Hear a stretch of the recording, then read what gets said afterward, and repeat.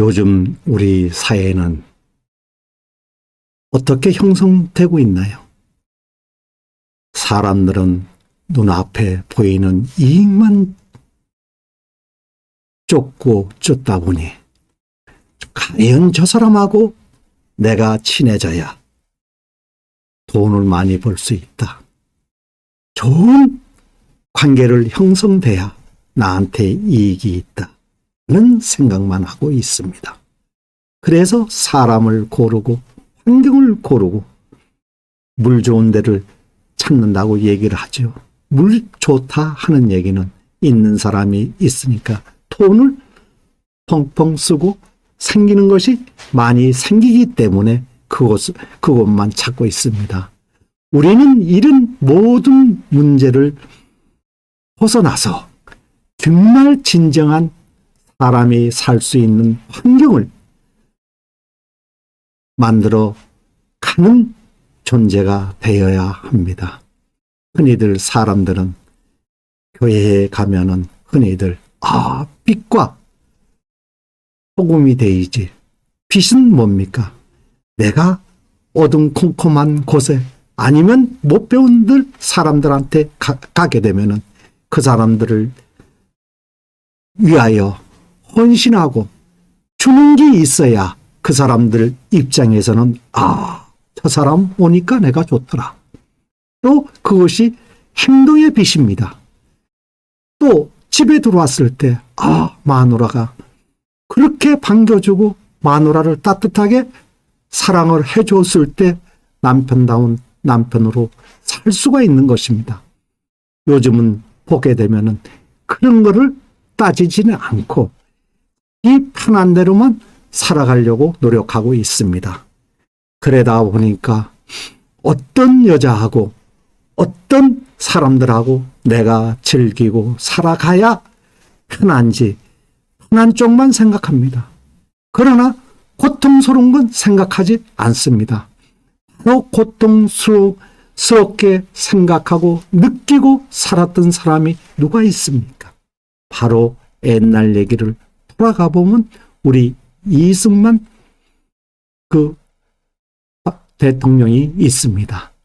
그가 고종 황제한테 덤비 들었다가 군주제도 폐지하고 민주주의로 자본주의로 재미있게 이 세상을 만들어 봅시다 라고 했다가 그 고종한테 찍혀가지고 바로 어디 갔습니까? 감옥으로 갔습니다.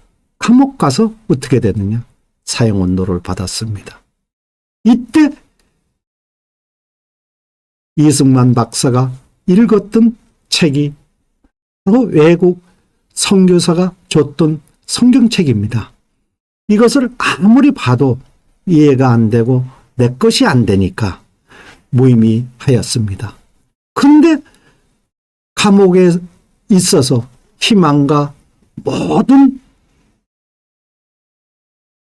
능력이 제로가 되다 보니까 오직 믿을 수 있는 건 하나님밖에 없습니다. 이래 주구나 저래 주구나 마찬가지니까 한번 기도나 해보자 하고 매달려서 기도를 했고 또한 성경책을 읽었습니다. 이때 성경의 불이 임했던 것입니다. 내가 진정 매달려서 내가 진정 간구했던 그 기도가 이루어졌던 것입니다. 너무나 똑똑하고 좋으니까 또 성경을 제대로 은혜를 받았으니까 이 사람을 바로 선교사들이 뽑아가지고 고종을 설득해서 미국에 독립운동을 해달라 하고 내보냈습니다. 그가 배를 타고 고베에 갔을 때 일본 땅에서 생활하는 우리 민족들이 얼마나 고통스럽겠습니까? 그 일본 땅에서 우리가 생활하기에 상당한 어려움이 있었을 거 아닙니까? 식민지 시대에 더군다나 일본 땅에서 교포로 살아간다는 게 한국 사람으로 살아간다는 것이 얼마나 힘들었겠습니까?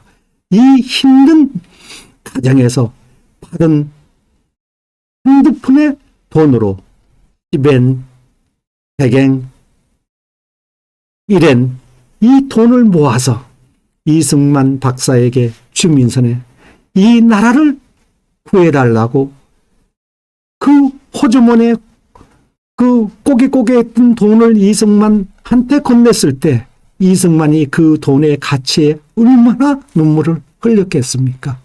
그 사정을 겪어보지 않았던 사람은 전혀 모릅니다. 그러나 이승만 박사가 그것을 돈을 받고 미국에 가서 공부를 했을 때 얼마나 밤을 새워 공부를 했겠습니까? 돈의 귀중함을 얼마나 체험을 했겠습니까? 그래서 하루에 계란 하나, 프라이 하나 해먹고 하루를 살았다 적이 있다고 합니다. 그 기록이 바로 우리 조선일보의 그 기록으로 남아있기도 합니다. 그런 의미의 그런 체험을, 그런 신앙적인 체험을 자기가 하다 보니까 우리가 자연스럽게 자기도 모르게 재헌국회를 만들었을 때 이인영 목사님 나와서 기도하시죠. 자기도 모르게 습관됐던 그 은혜가 밖으로 표출되어 나왔던 것입니다. 그럼으로써 우리가 그 재헌국회의 시작을, 대한민국 민주주의 시작을 기도로 시작하게 됐던 것입니다. 이것은 어떤 룰을 따라 한 것이 아니라 자기 몸에 뱉던 신앙이 그냥 밖으로 노출되어서 나온 것입니다.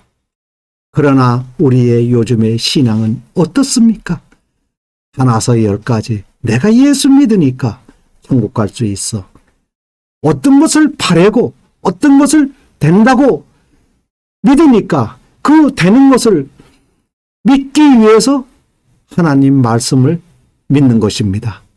옛날에 우리가 주기철 목사님이나 이승만 박사나 옛날의 신앙은 내가 그 말씀 아니면 내가 살질 못하겠다 하는 그 간곡하게 바라는 그런 마음에서 믿음을 믿고 따랐는데 지금의 믿음하고는 차이가 많습니다.